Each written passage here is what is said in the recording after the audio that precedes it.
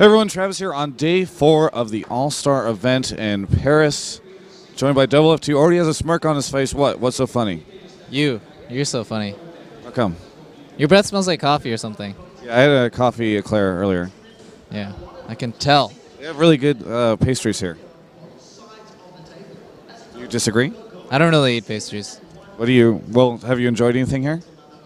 Enjoyed any pastries here? No, I just mean like any of the food. Not really. Like, some of it's good. I just like try not to eat like garbage, so yeah. I mean, every now and then you can try something. Anyway, speaking of garbage, you played in a 2v2 today with Mad Life, and you lost. How did that go? Yeah, we got outplayed pretty bad. And the Team Fire versus Team Ice thing didn't work out so well because Ken and Varus doesn't have great synergy. It's okay.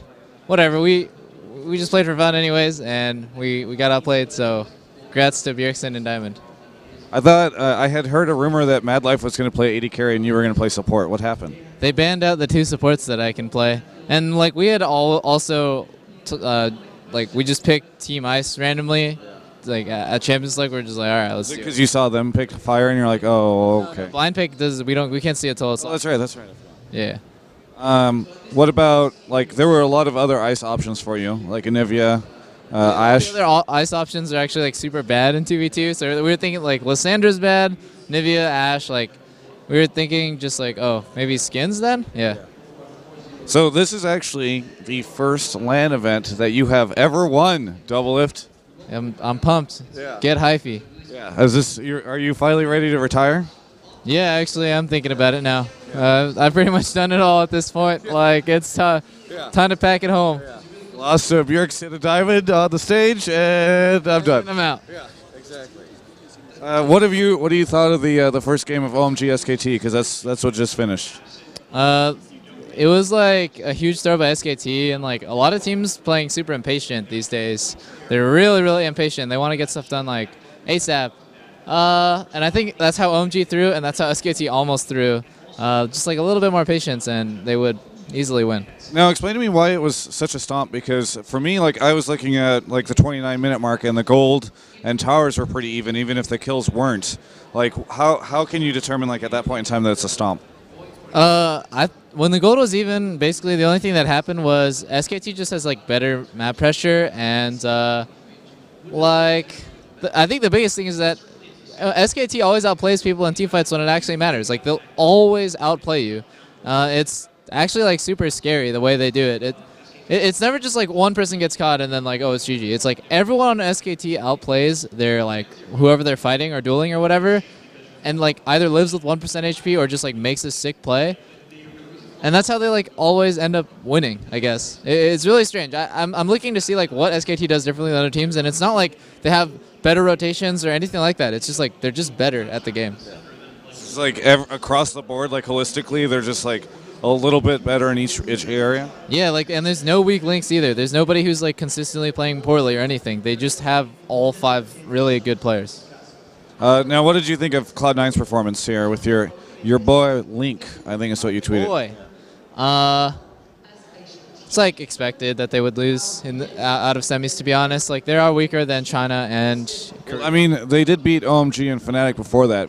Did you expect them to do that? That was just like a fluke. Like, they're probably better than Fnatic, I'd say, but they're certainly not better than OMG. I mean, as you saw, it was a 2-0 stomp, and it was weird because Meteos wasn't playing that well that day, but at the same time, I think that OMG is better, like, overall right now. Any thoughts on the tension that seems to be happening right now, or a little bit of resentment from EU fans who felt like Fnatic didn't take stuff seriously? I mean, that's just EU for you. I mean, which EU team does take things seriously, to be honest? There's like so much stupid stuff that happens in EU, like players who like didn't download the tournament client or whatever it is. There's like all these scandals and people trash talking. That's just the scene. I think there's probably more like super talented players in EU because the environment there is like so ridiculous, and I just feel like there's better players overall, but they can't like use that talent at all because their structure is so messed up and nobody's professional. Do you think that as NA imports more players, imports like LMQ and European players or whatever, that because in your mind the NA ecosystem is better, that this is the rise of NA over EU? This is what we've been saying for a really long time, but the only thing that actually matters is Worlds. Yeah. So if NA performs better than EU at Worlds, I mean, EU has outperformed NA in 3 seasons in a row up until now, and then it's like looking good for NA, but honestly, anything can happen at Worlds. So we'll just have to see. Yeah. Now, I'd love to talk to you about a personal matter. There was a discussion that you and I had about staying later in Paris to sort of have a little mini vacation. Do you remember that? Yeah, I remember that. Yeah. And we ended up not doing that because one, Kelby May, general manager of CLG, said that you were not able to. That's Kelby at steelgaming.net. Yeah. Kelby at steelgaming.net for email and contact purposes. He said that we were not able to stay because you needed to get back in scrim, right? That's right. Yeah. Now, I had an interesting conversation with somebody who was here with Link, who informed me that Link was actually staying a little bit later. Are you aware of this? I am aware of this, in fact. Yeah. Now, technically, Link is on Cloud9 and not on CLG, but supposedly he's returning to CLG in the future. My big question is I'm wondering why it is that Link gets to stay, but you can't stay with me. Ah. Well, that's a great question for, once again, Kelby at steelgaming.net. That's Kelby May, general manager of Canalogic Gaming. And honestly, the decision was made before we knew that Link was doing all this stuff. It was actually kind of like all of a sudden that all this stuff happened and High's lung exploded, collapsed, whatever. Same thing. I think those are the opposite, actually. Yeah, whatever. You're not a doctor, yeah. I'm no doctor, yeah. But the flight was booked before, and then like now Link is going, and so it just ended up being later, and then now he wants 2 days after, so there you go. There's your answer. I mean, when I was thinking about which way to bring this up, I couldn't think of any other way rather than in an interview that like 100,000 people will see. That's right. Good job, Travis. Good on you. Any predictions on if OMG has a chance at all to beat SKT in a game?